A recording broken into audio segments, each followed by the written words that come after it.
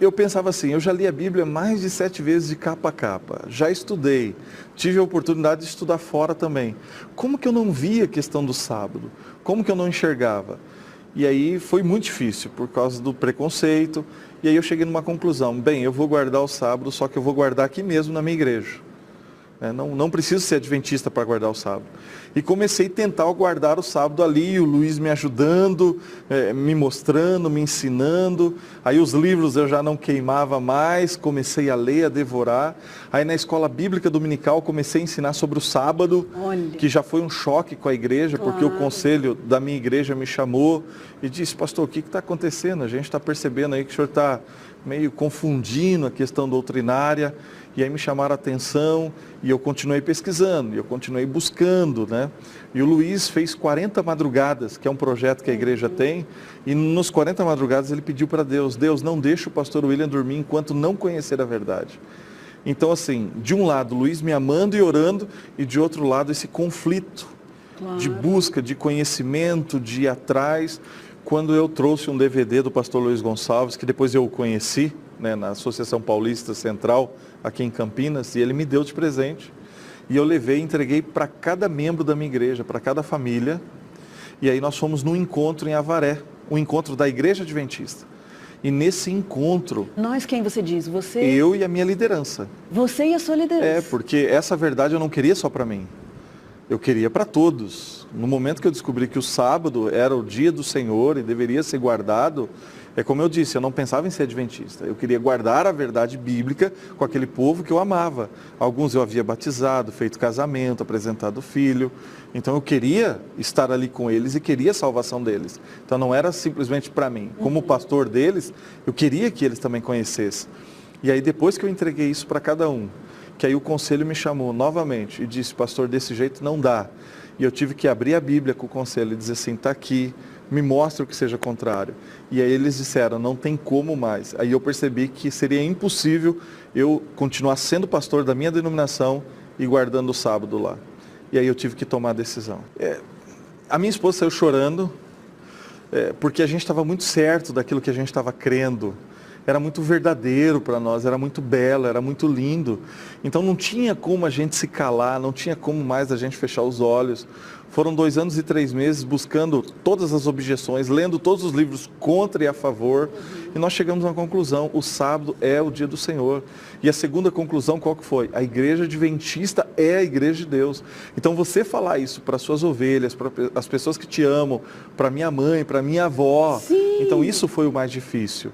Então, mas Deus foi trabalhando conosco e quando nós tomamos essa decisão, as pessoas já viam o brilho nos nossos olhos. Então já não tinha mais como nos calar. A igreja já estava muito forte dentro de nós.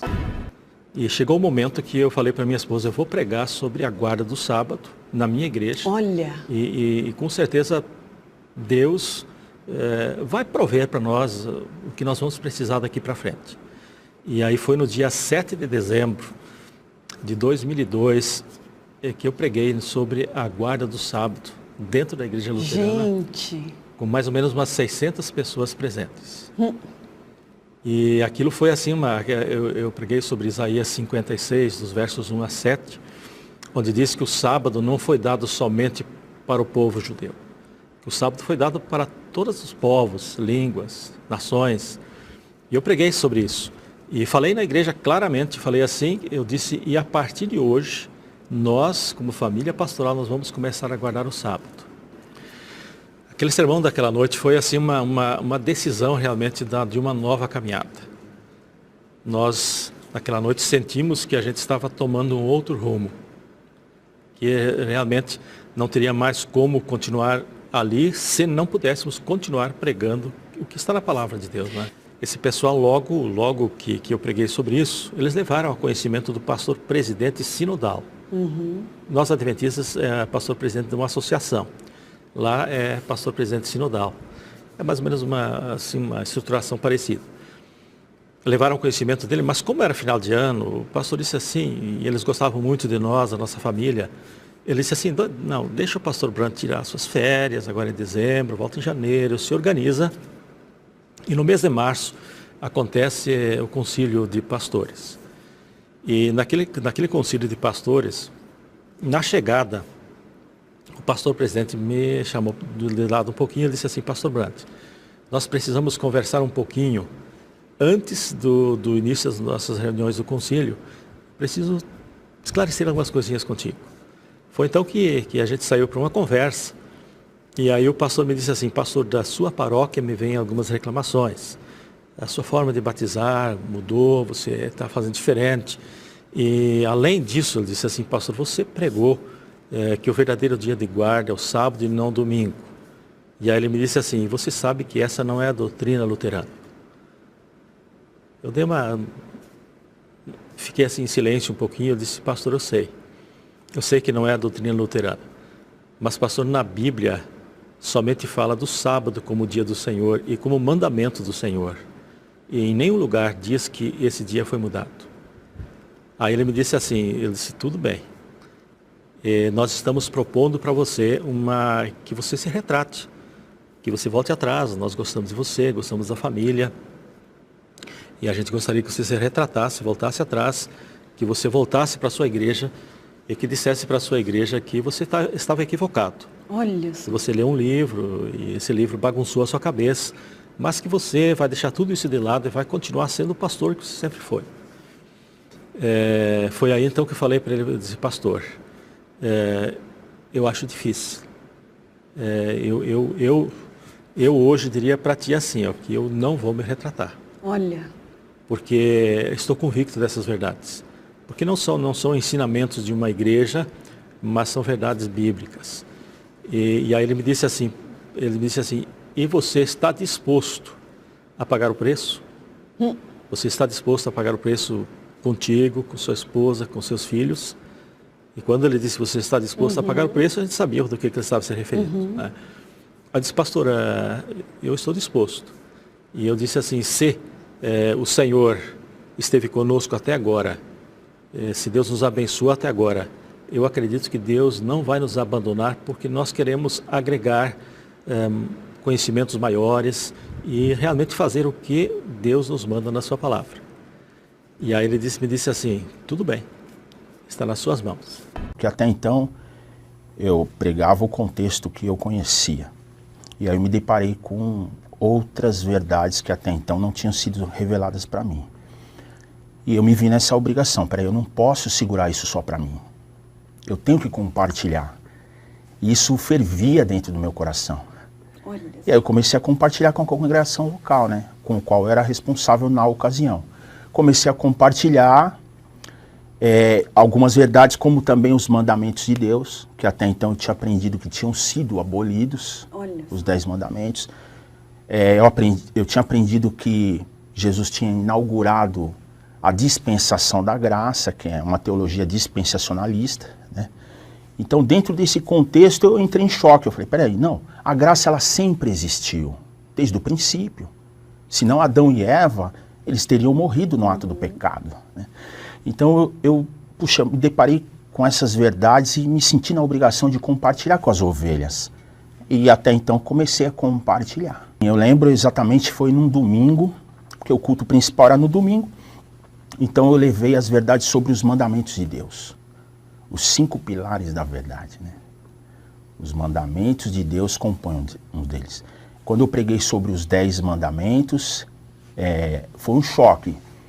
Porque eu contextualizei e no final eu expliquei para a congregação que eles teriam que obedecer os 10 mandamentos. Todos os mandamentos, não só 9, não só 8, mas todos os 10 que continham, por exemplo, em Êxodo capítulo 20. Então, esse foi praticamente a última pregação que eu tive naquela congregação. Mas a reação que veio por parte dos membros ou os seus líderes também já estavam sabendo? Então, a reação partiu da liderança da igreja, né? Os membros tiveram uma reação, mas não foi tão expressiva. Os membros reagiram de forma até mais acolhedora àquela mensagem. Agora a liderança já não. A liderança já me procurou, queria que eu me retratasse, né?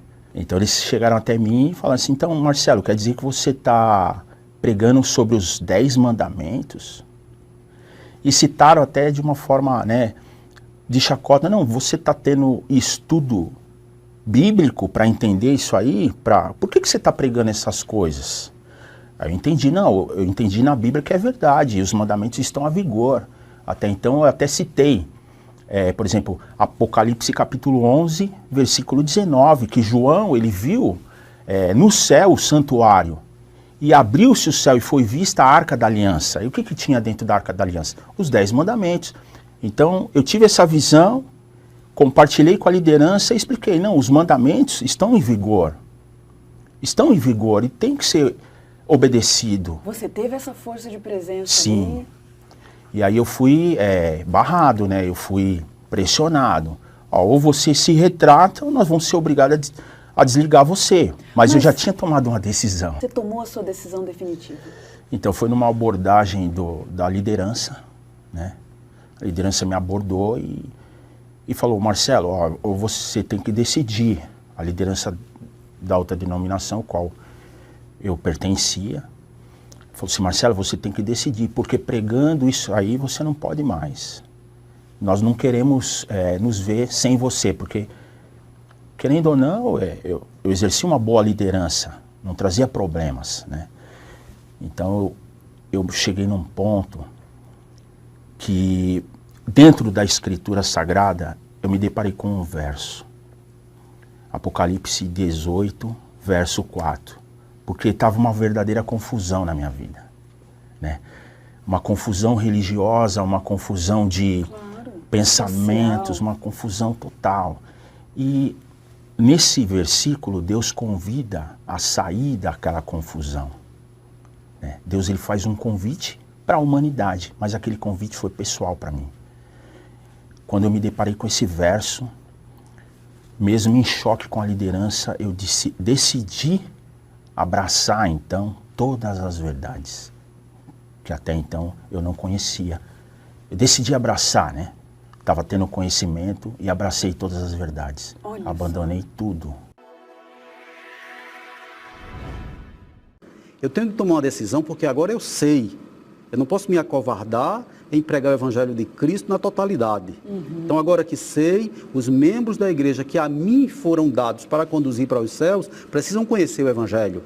Puxa, Então, o que é que eu faço? Vou na Associação Pernambucana, vou nas casas publicadoras e compro revistas, compro livros e começo a distribuir com os membros da igreja para que eles conheçam. Estabeleço na igreja a escola bíblica, eu trago as revistas da escola sabatina para tratar do assunto. Olha. Estabeleço na igreja a semana, as semanas que a igreja adventista aplicava, eu também aplicava na igreja. Olha, né? que corajoso. Da Semana Santa, tudo assim com muito cuidado, e no lugarzinho onde aparecia a marca da igreja adventista eu cobria, porque as doses têm de ser dadas homeopáticas, né? Se fosse de uma vez, alguém podia se apavorar e ir embora. Mas você não passava pela sua mente, falar, olha, mas isso é muito arriscado. Passava. Mas olha, eu estou correndo o risco de perder aqui a minha posição, o meu cargo. Não passava isso pela sua cabeça? Passava, sim. Mas eu ia e você não se amedrontava?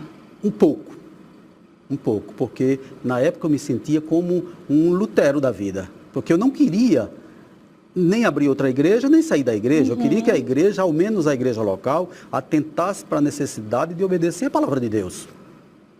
E você sentiu que alguns corações ali se abriram? Senti. Né, mas recuavam a partir do momento que outras pessoas, ou a maioria, chegavam e diziam, olhe, o pastor Gildo nessa quarta está dando o estudo de Daniel, não entrem. Ai. Porque o que ele está ensinando é da igreja adventista. Começou não a acontecer entra. isso. Né? Começa a acontecer, começa a recuar para a escola sabatina, que na verdade não era sabatina, só a revista, né? Mas era a escola dominical. Mas a revista era da escola sabatina, começaram a não querer mais contribuir com nada, né? Ou com tudo. Puxa. Recuo total.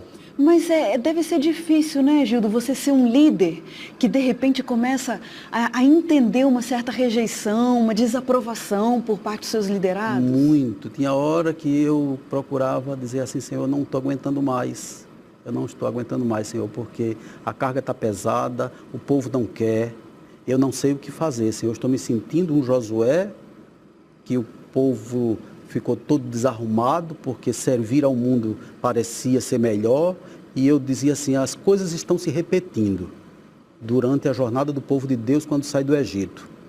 E eu não tenho mais forças para prosseguir, Senhor. Puxa vida. Passamos quase que uns 6 a 7 meses nos preparando para isto, porque eu não podia abandonar a igreja de qualquer jeito, né? Mandando uma carta dizendo, gente, eu fui. Não, eu precisava dizer à igreja para onde eu estava indo e por quê. Então, oramos, eu e minha esposa oramos, e um determinado dia minha esposa teve um insight, disse, filho, eu já tenho a forma para a gente avisar para a igreja. Porque até então ninguém sabia que eu ia sair. Muitos, inclusive, me aconselhavam, pastor, vai embora, pastor, o senhor está sofrendo muito. Não fique aqui. Foi um período difícil. Um período difícil. Não fique aqui tentando morrer ou puxar a igreja. Vá para a igreja adventista. Me convidaram para a regional para perguntar por que é que eu estava adotando na igreja a revista da igreja adventista. E aí eu fui prático com eles, disse, por que nós não temos uma revista de qualidade, porque a revista da Igreja Adventista, eu entendo que é uma revista que tem qualidade, e eu como educador, eu podia aplicar ou trabalhar com o jornal do dia, sem que as pessoas fossem para outro caminho.